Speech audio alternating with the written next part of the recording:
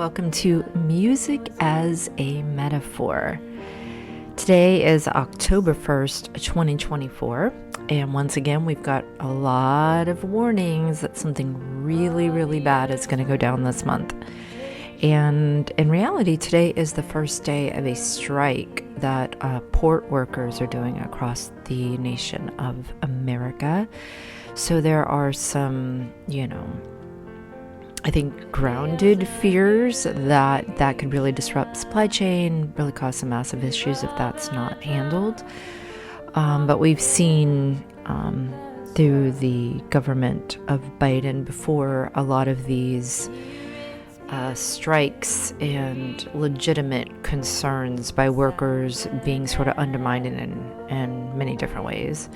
And hopefully it's not one of those ploys where that just ends up getting replaced with AI, which is what's happening anyways all across the country in many ways, including I just went through some toll booths and all the toll booths are even just being taken down. That wouldn't officially be considered AI, but you just don't need toll booth workers anymore.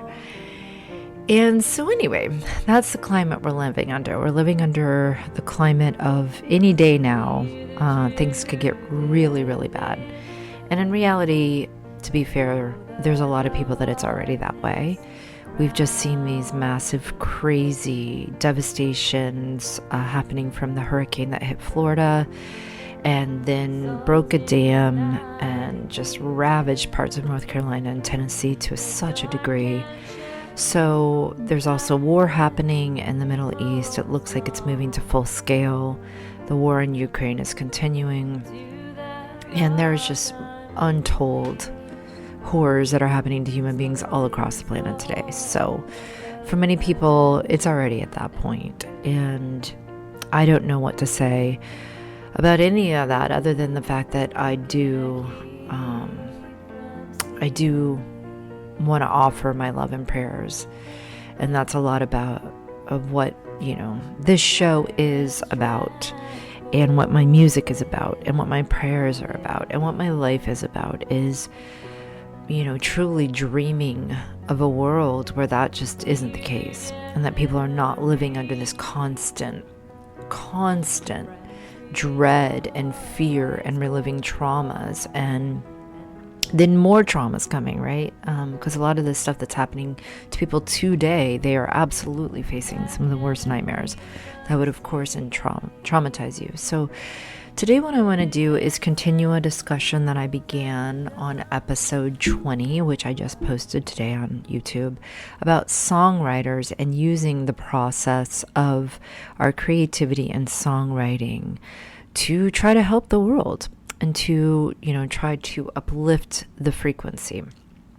Because I've spoken a lot on this show about the idea of there being a frequency war. And I think this is important because I think there are some people that are literally in the fire right now, right? And whether it's in battle or it's in politics, or maybe they're even on the forefront of the truth movement, they feel called to action. And for many of those people, I would say that, they're living, they're day by day, they're able to really feel like they're helping the world. And maybe some of them are, but I think it's questionable. Sometimes maybe some of them aren't. There's the idea of the unhealed healer. And that is somebody who, because of their own unhealed traumas inside of themselves, they're out trying to fix everybody else and fix the world. And it's sincere and it's beautiful, right? Because there's far greater people than that even that have just been turned off, completely become numb and live in an idea that this is the way things should be, that life is just cruel, right? And that people just get hurt and that's just the way it is and that's the way it always will be.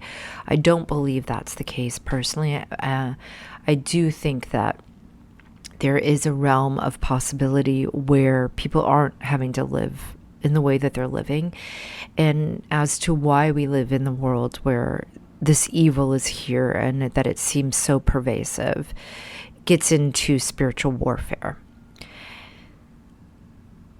But something that has happened in our present time is that many people have been talked out of this. Even though our quantum physics and our scientists understand there being many different dimensions, our school system and the post-stamp consensus, that's a David Icke term, the postage stamp consensus, what we agree to be reality has actually shrunk.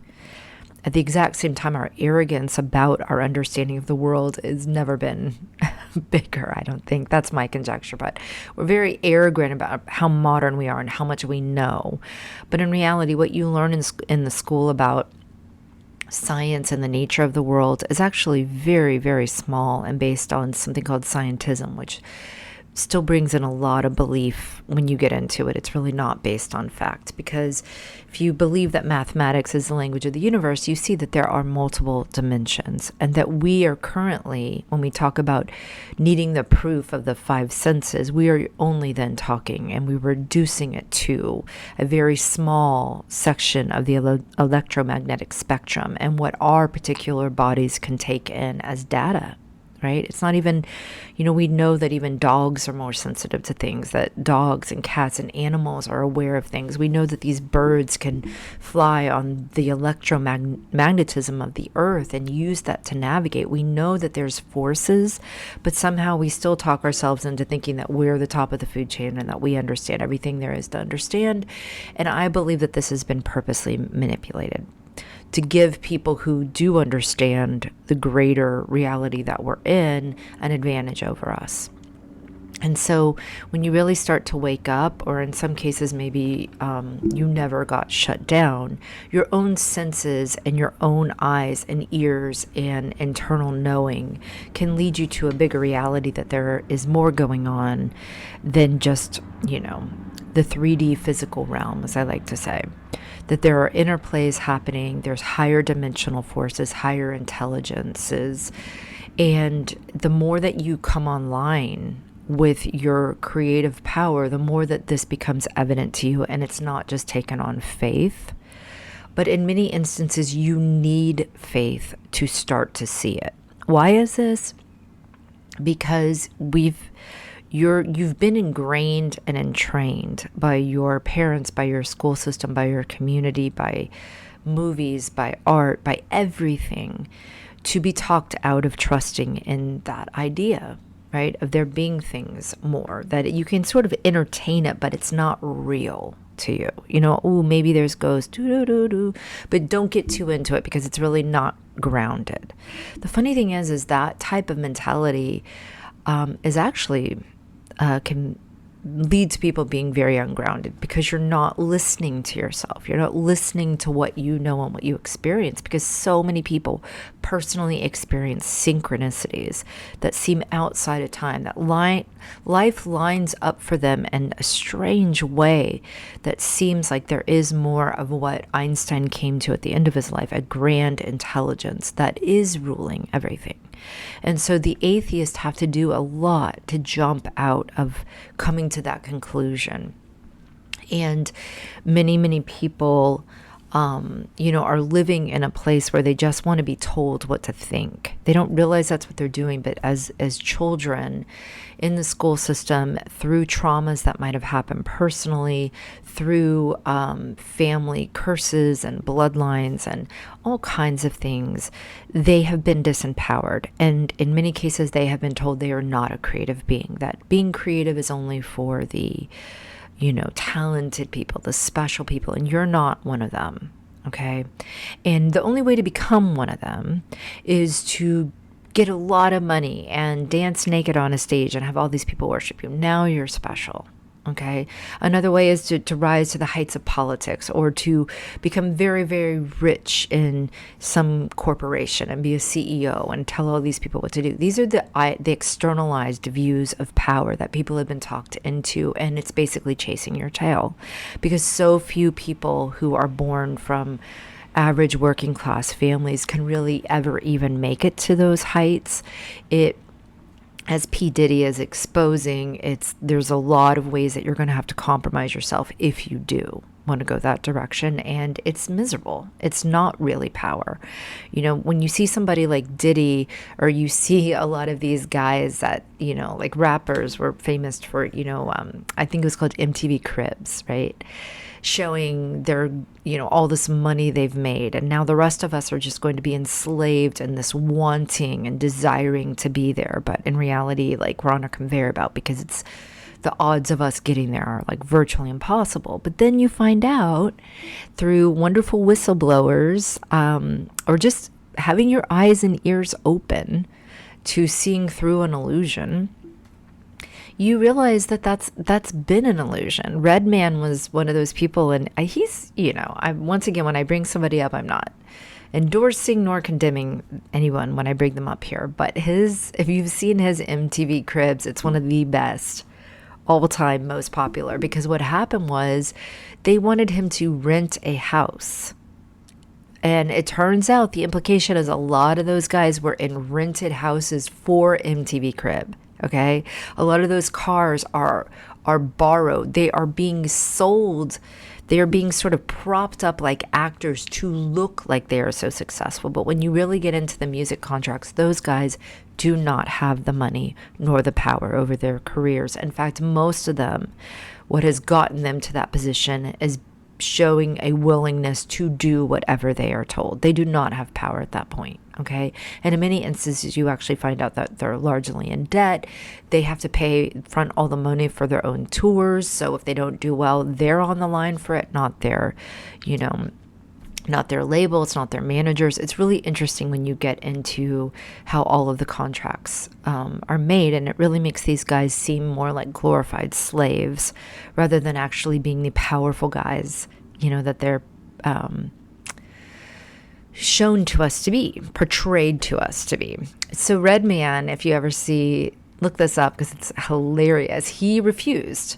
He was on Staten Island, which is, some people consider the worst of the 5 boroughs of NYC. Used to be where all the garbage went to. He was in a little house and he said, no, I'm not going to rent a house. You just come to my house. And then somehow the guy showed up at like 8 a.m. in the morning instead of later in the day. So he hadn't even really cleaned the house. He had his cousin sleeping on the floor.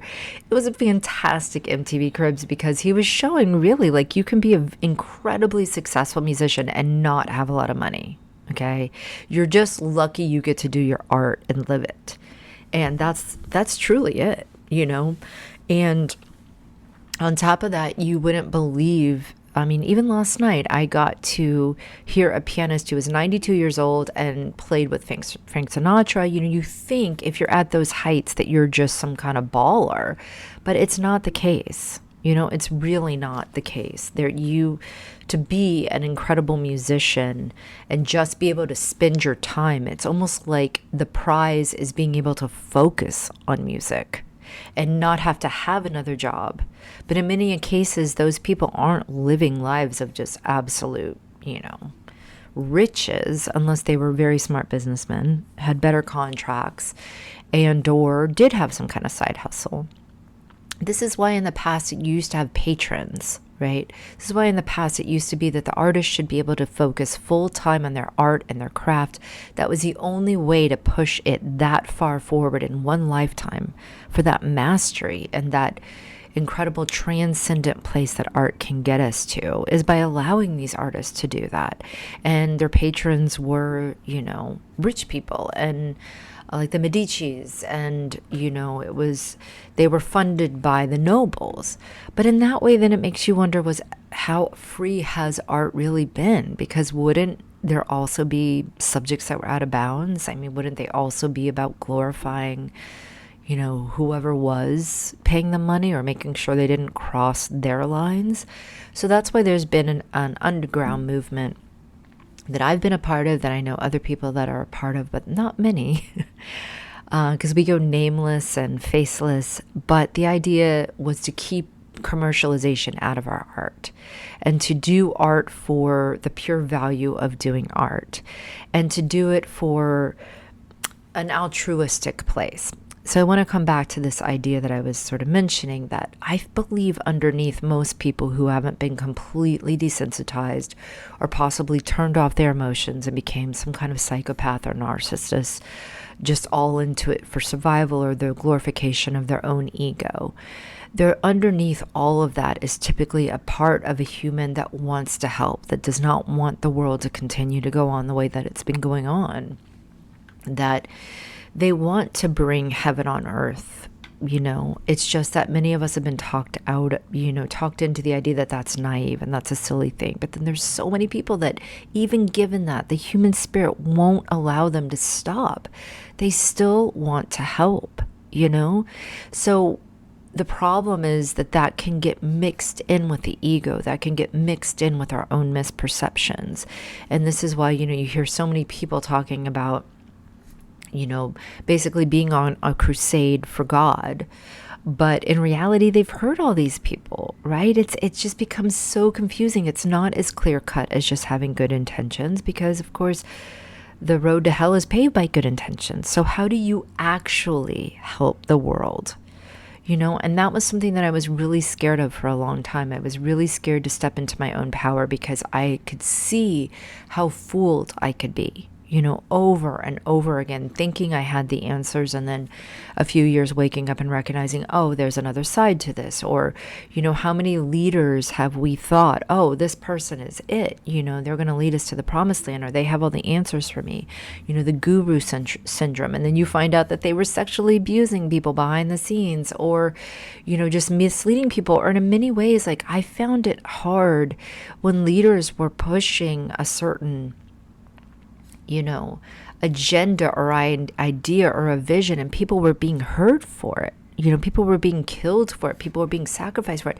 How could they know truly that it was in service of the greater good and not one of these sort of misled situations, So personally, a long time ago, even though it was so important to me to do something with my life that actually helped the world and contributed and wasn't part of the dark side, even though that was so important, what that was not so simple to answer. And one of the places that I landed on in my 20s was doing the inner work to heal myself, so that I knew, it sounds narcissistic, right? I know. But if I have these wounds in me, these wounds are what tap us into being manipulated. They're what create misperceptions in our lives, because we're seeing through our own filters. We cannot see the world for what it is, right?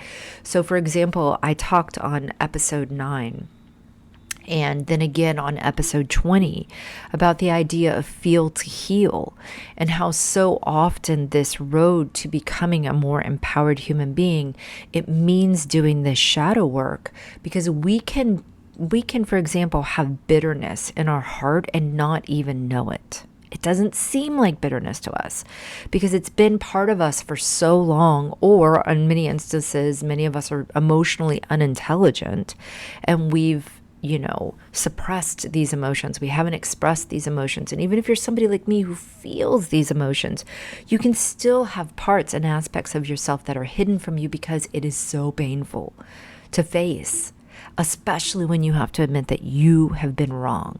Okay? The number one scariest thing, I think, for human beings, way worse than anything else, is to have to admit that you were wrong. It's great to go out in the world and say, you're wrong, and this is wrong, and that's wrong. Oh, that's fun in a lot of ways, even though that can be painful too. Far worse is to have to turn it inward and say, I've been wrong. And that is the deep spiritual work.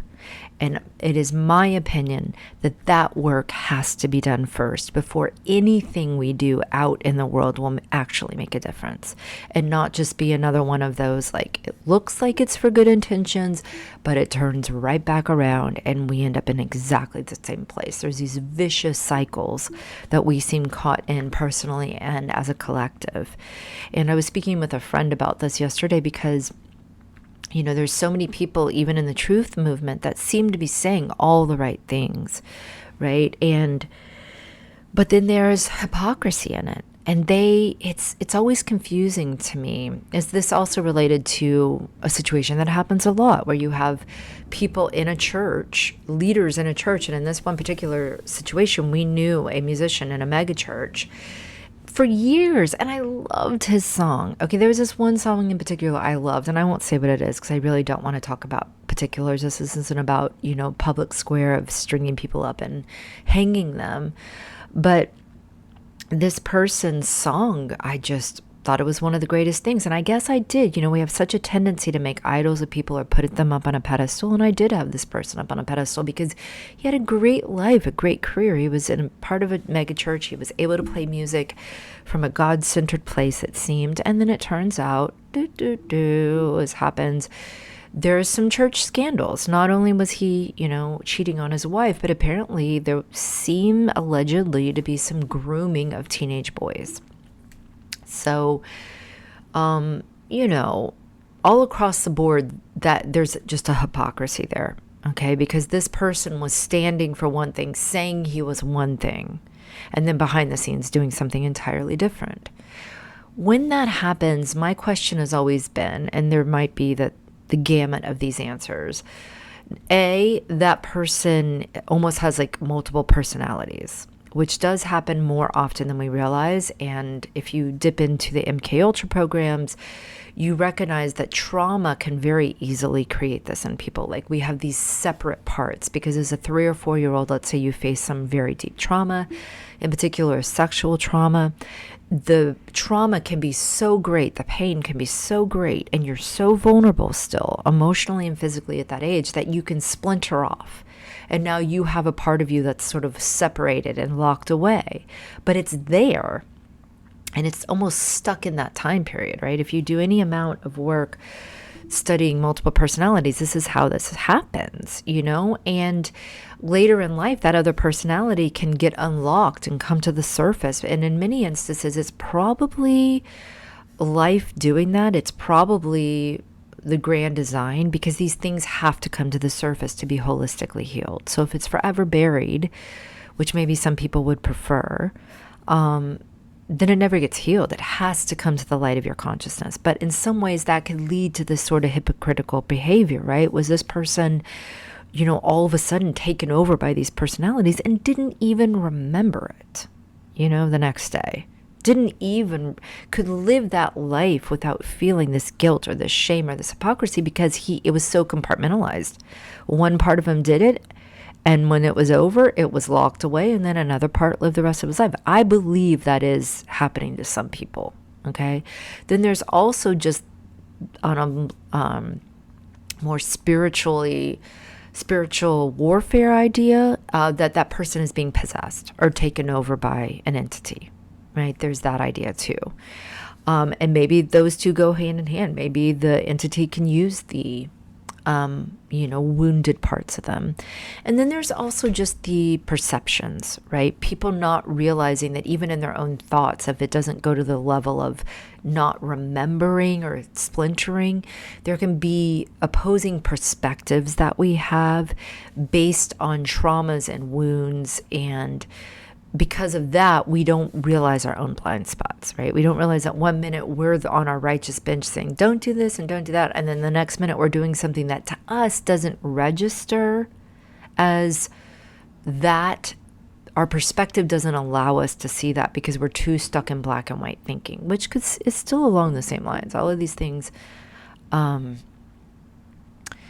of these things are maybe connected, just different shade, different sides, different aspects of us going to what level that our brain has been compartmentalized, right? Into all the way into personalities or more in our perceptions. How much are we being taken over versus influenced by forces around us, just falling into temptations, whatever it is. That's the idea of the unhealed healer, because if you don't do the work to become a more holistic human being, then you are susceptible to that type of thing, right? To contradicting yourself, for example, being out talking about how the Democrats are all about division, but then you don't realize like the actual thing you're doing is causing division because you're saying Democrats versus Republicans. Those type of things all of us are guilty of. And that's why this inner work is so painful, because we might have these ideas of ourselves. This goes into perfectionism. We might want to be these perfect humans. And this might be tied to the idea that we think we can't be loved if we're not these perfect humans. But the truth is none of us are, and if we're here in this plane and we're here in this life, we have this inner work that needs to be done. And I, for many years, got disempowered and started only doing this inner work. And I don't believe that's the case. I think when you're doing this inner work, the amazing part is that the miracles happen outside of you. They shift naturally. And you get out of a place where you're trying to earn or be or do a better person. And I've talked a lot about my codependency, like even trying to help the people around you, right? And you can allow things to be. But it's actually much harder than doing. You can allow things to be because you've done this inner work to start to tap in and know a place of absolute peace and love and patience and wisdom, and recognizing that you don't have all the answers, that you are a very small, fragmented part of the whole. This goes back to the idea of us returning to God, that maybe we're all drops of water in an ocean and God is the ocean. And this work that we're trying to do is to reharmonize back in with the ocean. That God, at being the ocean, absolutely is aware, and his goodness contains all of us.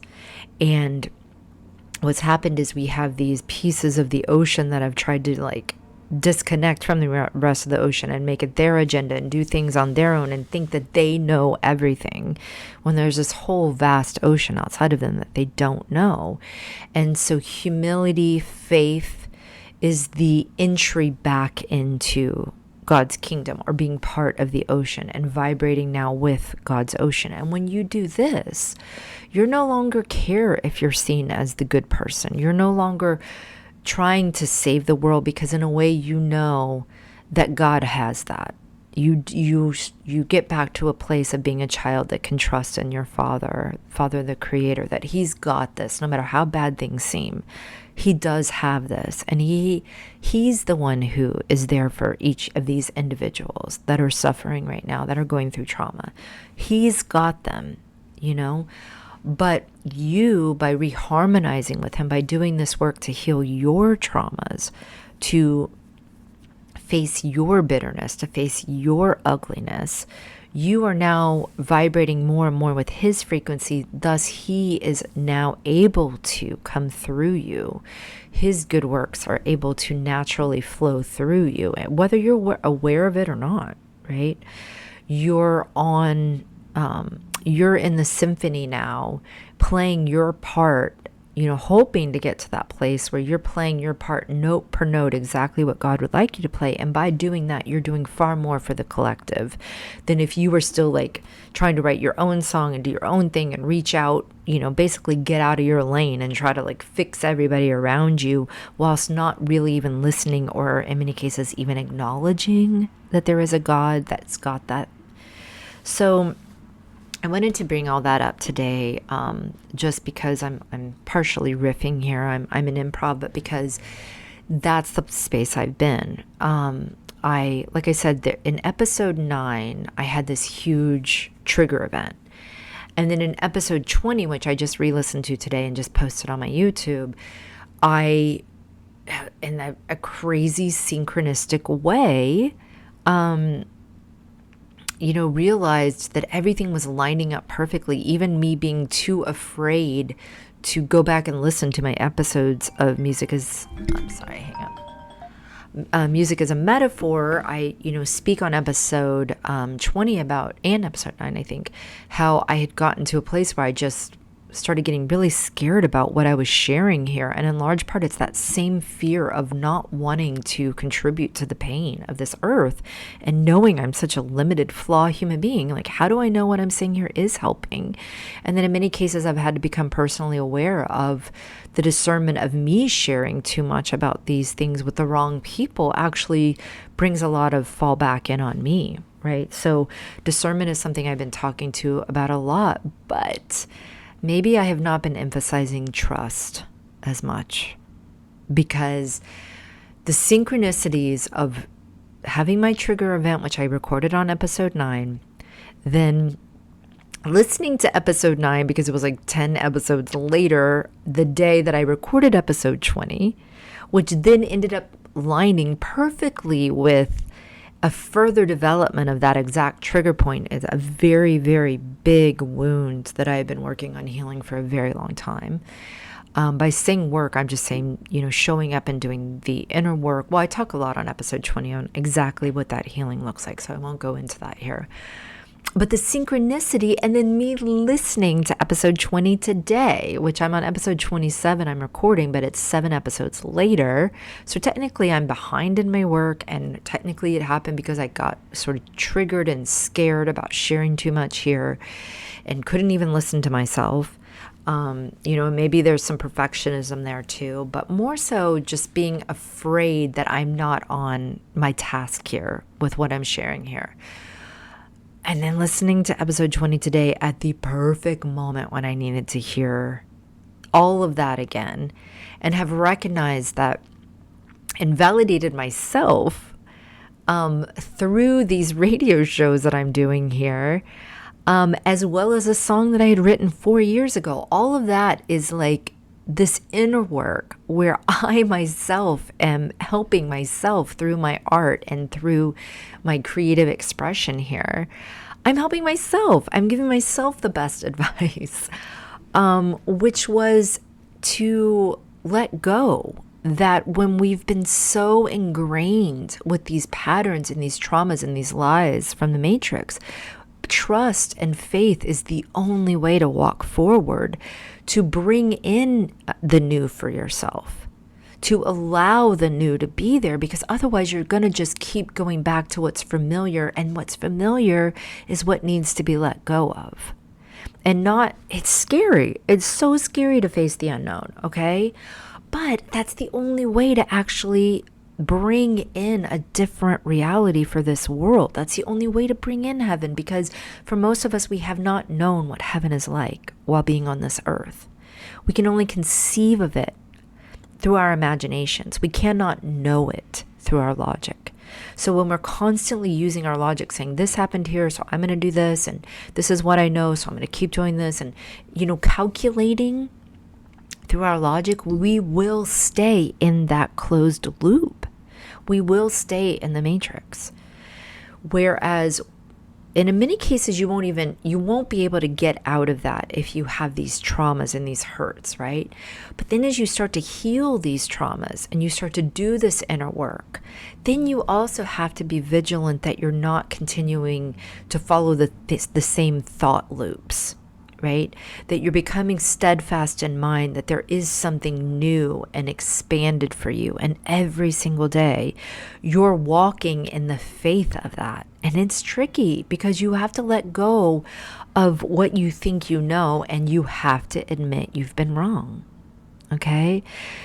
This is what I talked a lot about on episode 20. It got really confusing because in many ways, feel to heal is so important, and it's such a part of this creative work, because when you feel, you're starting to reconnect with those parts that you've probably siphoned off because they were too painful to face. And I keep wanting to say this quote, so I'm going to say it at the risk of losing my thread. But, Jung talks about the thing that we are most afraid of is facing our own soul. And so that's what this work is. We are all terrified to do it. Okay? Sometimes we have to be forced through the continual recurrence of trauma and trigger events to face it. But when they are, and you get wise, then you do face it, and you don't have to allow the emotions to take over and do crazy things, which many times will happen if you are not well versed in dealing with your emotions, right? The emotional intelligence is learning to feel it and express it in a positive way. And I'll explain what positive means here, but without allowing it to come in and destroy things, right? To take over a moment of rage, you take over. And so you actually, like, let's say, beat your dog, or, maybe get violent with somebody in your life. And then when the mood passes, even though you got in tune with that emotion, now you have to deal with the repercussion of what you did. And so it can really create a lot of problems, So the emotional intelligence side is learning to feel, but not allow those emotions to take over and have you do things that are just going to cause more problems in your life, right?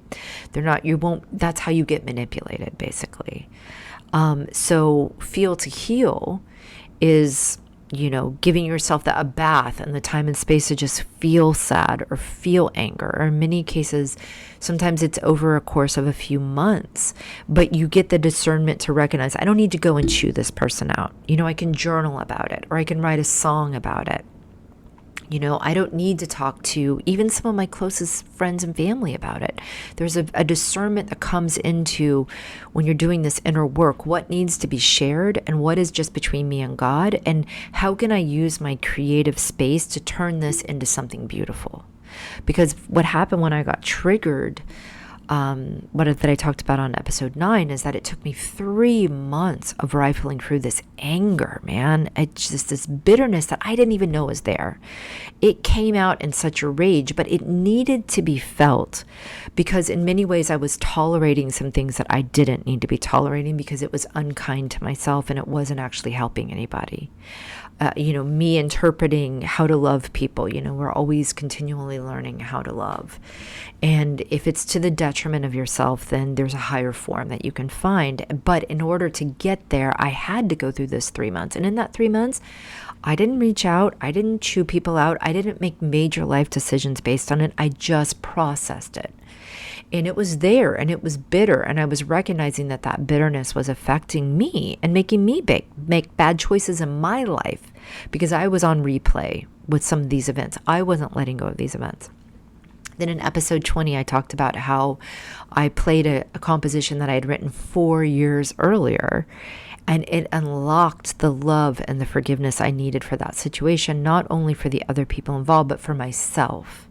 And for the ways that I had contributed, for the ways I had betrayed myself, which ultimately ends up being the hardest thing for me. I don't know if everybody feels that way, but when I recognize I've been the one to betray myself, I've been the one to contribute to my own misery, that's sometimes the hardest thing to forgive, right? And not go into some cycle of beating myself up about it, which just further delays the open heaven that I've spoken about. Because once you can forgive, it doesn't mean letting people back in to abuse you more or hurt you more, in particular if they have not, repented or come to the realization. But it does allow for an entirely new mindset for you, and for you to recognize the gifts that are there, because God is always providing us gifts. He's always bringing us into his fold, which is just love and goodness.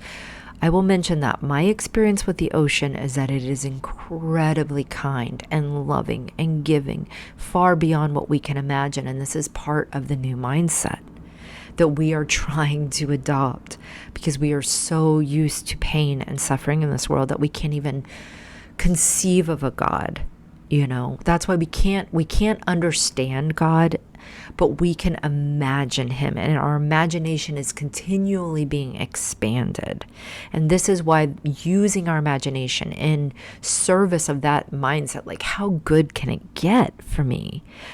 It's so important, because often there's blessings right in front of our face and we don't see them because we're stuck in the bitterness and the pain of our past. So when we open those doors, when we open the third heaven, when we get past all the confusion of the third and fourth dimension, and we start to operate and vibrate at a loving frequency, things in our lives get reordered. And these people in our lives, they might still want to come at, but they can't get to us because our frequency is too high. And in reality, any effort they have to sort of thwart us or send negativity at us or to continue an abuse cycle, it will only cycle back at them. Whereas we are now in a different place where we are able to walk forward and start to create new for ourselves and our lives. So that new is symbolized, music is a metaphor, in a new song, right? But in many ways, it's way more than just a song in your life. And that song that I wrote, A Second Chance, is coming full circle. I wrote it 4 years ago. And this is an example of how this work, writing songs in particular, is such an amazing way to support yourself, to further your path, to do this inner work.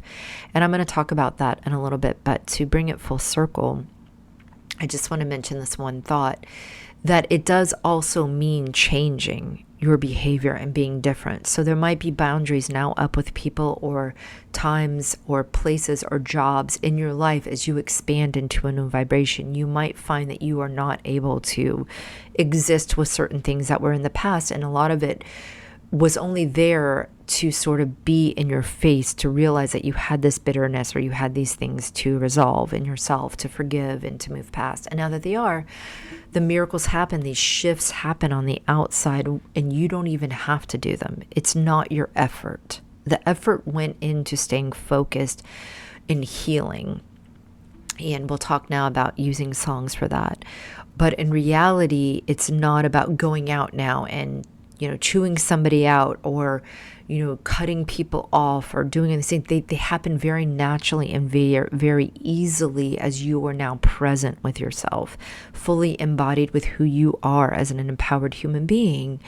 And this empowerment involves love and compassion, but it involves not allowing other people to use that as a weapon against you, as so many people do in this world. So yes, songwriting. I always want to caveat this, that this can be for any creative endeavor. This can be for crocheting, even business I've found to be a very creative thing. So you can be using your creativity on any sort of practice. But I'm going to now switch gears and specifically talk about songwriters, because songwriting, in my opinion, is my probably favorite way to do it. And it's been one of the most powerful ways for me.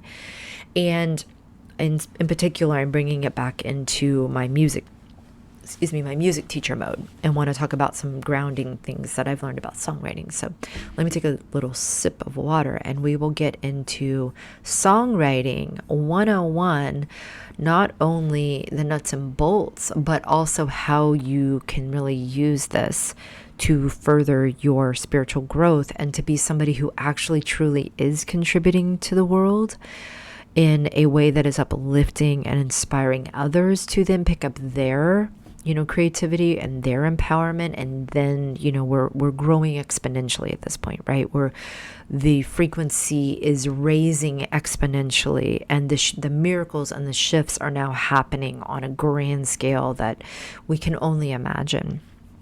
And on top of that, well, let me stop there and take a sip. Okay.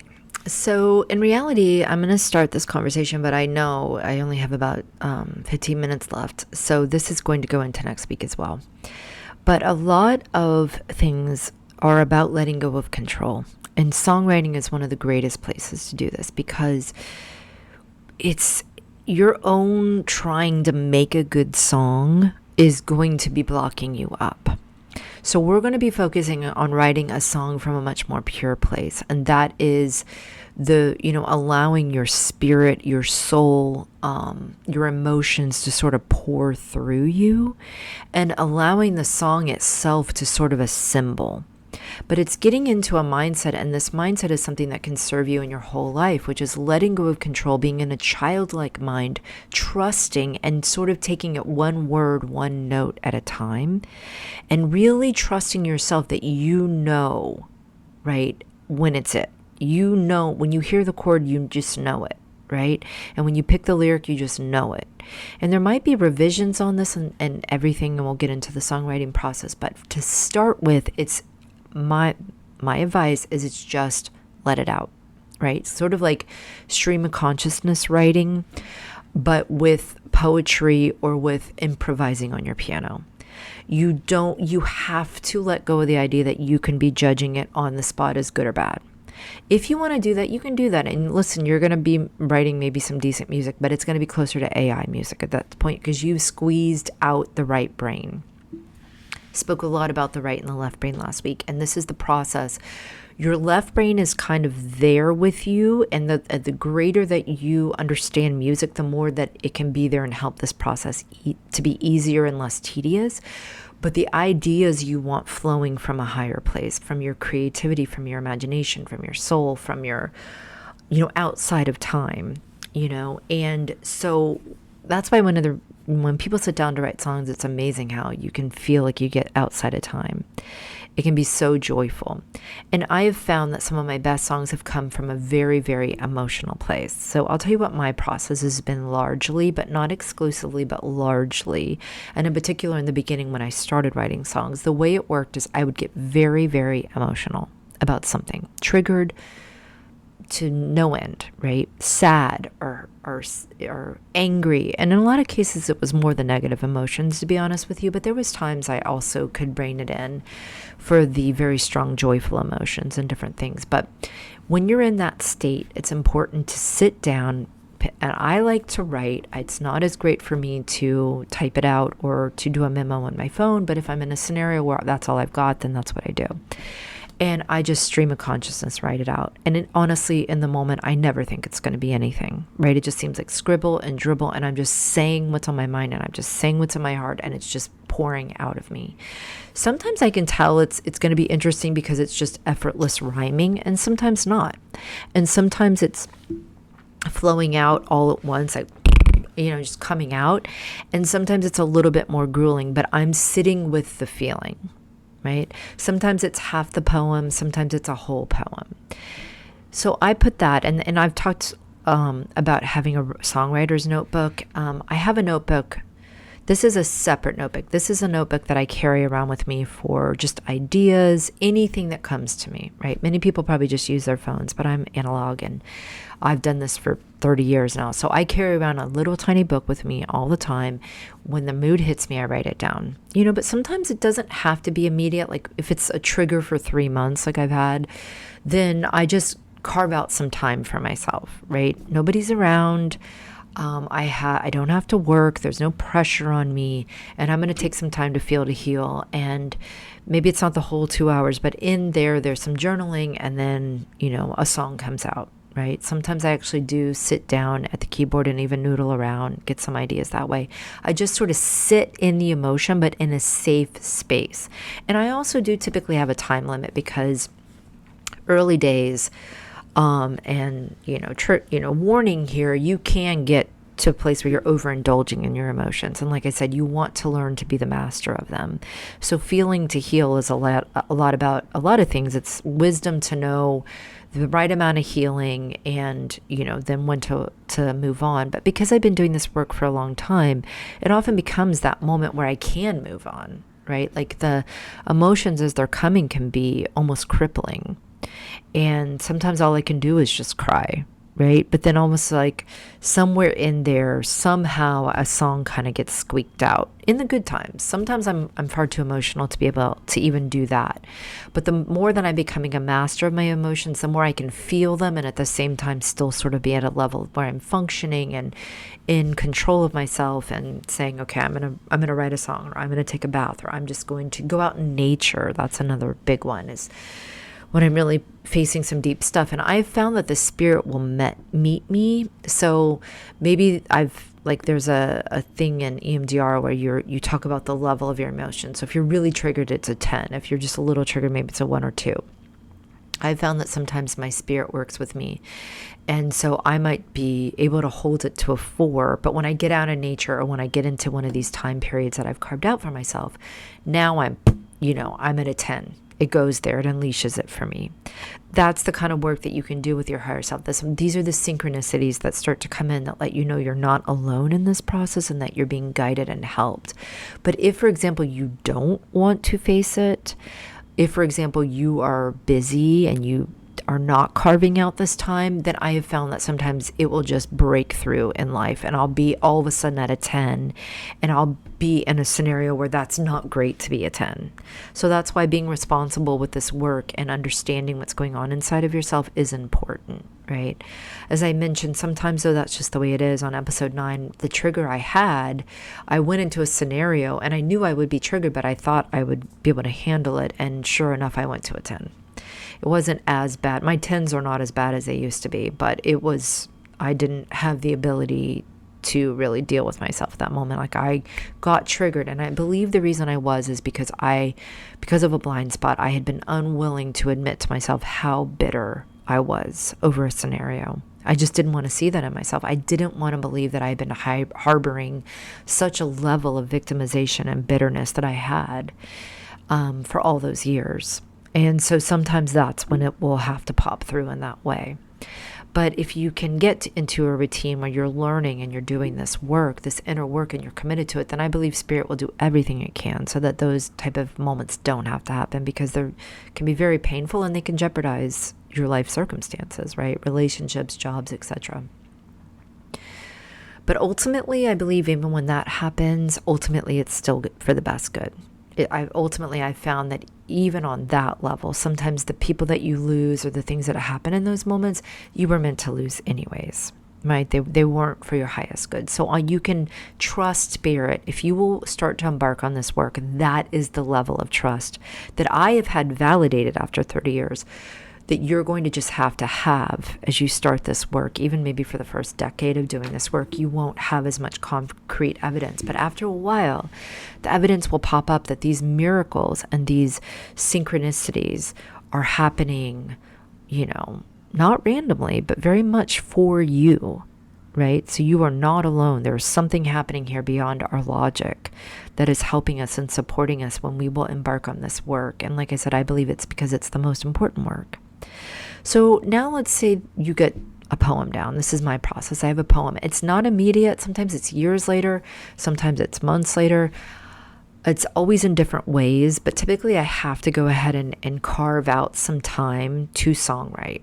My life has never, it's almost like I spoke about distractions, a lot of the things happening. And this is one of the things I think life can really distract me from, and distract many of us, is our purpose, our true gifts and purpose. And I feel like songwriting is something that is a gift and a purpose for me to do here. It's very, very purposeful, not only for me, but I have to believe the collective at large, even if my songs are never shared and I'm never famous. It's not that. It's a purpose about just who I am as a soul and what I'm here doing in this alchemical work of transmuting energy into something beautiful and something that can be used by the collective to create a better world. But for years, I didn't songwrite. I dabbled with it, but there was always more important things. And even now I have a mindset that there are always more important things than writing songs. So I have to carve out the time for it. Songwriter groups, open mic nights, lots of different ways, music teachers. There's a lot of different ways to give yourself deadlines, but I've spoken to many other songwriters on how you really have to give yourself deadlines. And you really have to sit down and create this space to do it. But when you do, this is where the beautiful synchronicities come in. It's like I wrote a song like 10 years ago, but now I sit down, and because of a recent realization I have, now it's the perfect song to bring into music, right? The perfect lyrics. It means something to me now, right? So then I sit down and I'll write it. And typically for me, because I understand a lot about the basics of music theory, songwriting is not that difficult. And typically what I'll do is start to play around with chord progressions, and the melody just flows very naturally for me. And I typically go with the first melody I hear. Being able to remember that is more about building your musical skill and that left brain memorization. And all those things get better the more that you do this, just like any skill. But there's hacks you can do in the beginning, which is just record yourself and then teach it back to yourself, right? Because you might not forget it. And if a melody happens to come to me with lyrics, which sometimes it does too, I have to pick it up and record it immediately, because even after doing this for 20 years, once again, it's almost like with dreams, or there's almost like when you're trying to memorize Bible scripture, There's things that are elusive. They're there and then they're gone. And I don't know if it's something with the interaction of the right brain. I don't know if it's spiritual warfare and it's on purpose. I don't know what it is, but I know that you have to fight for these songs sometimes. You have to stop everything you're doing and record it, right? And then later you have to remember that you recorded it, and you have to go back and listen to it, and you have to nurture these songs like they're babies. This is what I tell a lot of my students. A song is like a newborn baby, and you can't just like birth the baby and then put it out on the doorstep and expect it to survive. You have to spend time with it, and maybe sometimes I'll get a song like 70% down in a first session, and then it takes 2 years to complete it because I just need to keep revisiting it, and then sometimes it's a case of not visiting it enough, but sometimes it's not. Sometimes it just sort of stays in a certain form, and I just keep visiting. I just keep rocking the baby, right? Just keeping it on my mind, keeping it in my spirit, so to say. And then all of a sudden one day it shifts, and I'm like, oh, I need to put this bridge here, and I need to combine it with this because this is the message. And once again, I have found that it's very synchronistic with what's actually happening in my life, because for me, this songwriting is intricately tied with my spiritual journey. It is intricately tied with my healing work and my shadow work, and it all is orchestrated in this beautiful way that brings a level of fulfillment and purpose and joy to my days, no matter how bad things might be going. And once again, it's not tied. It's very dangerous when this process has started to be tied to, exterior success or wanting fame, or when I start to songwrite to please something or to sound like something. It loses a purity, but even there, the spirit will work with me. Okay, because I've been through such time periods where the only songwriting I could do was commissioned work. And even there, even though it was on a little bit of a different level, even there was levels of synchronicity and healing that were wonderful. I mean, music is just that magical. But there's songs that have been written just for me and for my spiritual journey, and they come back around and they come back around. And when they come back around, they're like perfectly timed again. As I talk about episode 20, when I sat down to play this song that I had actually written 4 years ago, and now the shift had happened. This is the other thing. I write songs so that I can guide myself, so I can keep my mind steadfast and focused. The new direction, because the distractions will come in, the patterns will come in. You'll want to get sucked back into your past, or sucked back into bitterness, or sucked back into this and that. And these songs are guideposts that you're writing for yourself. But it's still amazing. I can't explain how amazing it is when a song you wrote 4 years ago and have not thought about, and then all of a sudden you sit down and play it, and it's like you wrote it for that moment for yourself. But then also you recognize that song was partially what brought about this shifting miracle moment for you, because you intended it. You intended for there to be coming healing and forgiveness into your life about a particular situation. And it might have taken 4 years, but it came, It doesn't matter when it happens. What matters is that it does.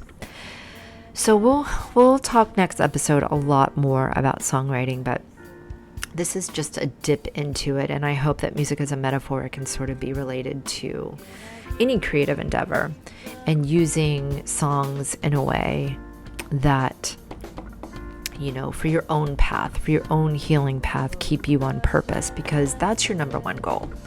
Now, if you can then, from your sphere, you centered, you playing your part in the Oceans Symphony song, you do very naturally, because of the Holy Spirit, start to affect other people and raise their vibrations. And that's what I believe happens with these songs, is that they are now encoded with your own miracle and your own shift that happened. So now it's even more powerful when other people listen to it. And it doesn't have to be the exact circumstance. It doesn't have to be, anything similar. And they don't even have to understand anything about why you wrote it. But there's an energy there now that can be contagious for them if it's right, if it resonates for them. And once again, this is when we get into trusting spirit, that the right people at the right time will hear it. I feel like all of this is so much more powerful when it's analog and it's like in person and you're hearing somebody play piano. But I'm also having to just trust that the spirit can even work through our technology And it can, deal with these blocks and this interference and this jamming of the frequency in a way that we cannot even imagine. That we are far more guided and taken care of, and that the victory truly has been won. The battle is in our own mind to really be convinced of that and believe that. So that's where I'll leave it today, is just about trusting that, I'm coming to recognize that discernment is important. I got the message from episode 22 that being silent is important as you're shifting in, when you have a huge shift and you realize you were wrong, which can just be the greatest joy in the world, because it's really great to be wrong about some stuff. It's also about being humble enough to recognize that you need time to adjust to this new mindset, to a new mind frame, that you don't know everything, and that sometimes being silent is the best thing for that. But that there's also a level of trusting yourself, that if you are focused on the discernment, that the Holy Spirit, He will use any and all of your effort, and He will, quadruple it with the magic of Spirit. And so you're okay. You can truly trust that you're okay no matter how much the world seems to be falling apart right now. You are okay. You're better than okay. So dip into your creativity. Remember the empowered being you are. And until next time, music is a metaphor. This is Lindo Descan.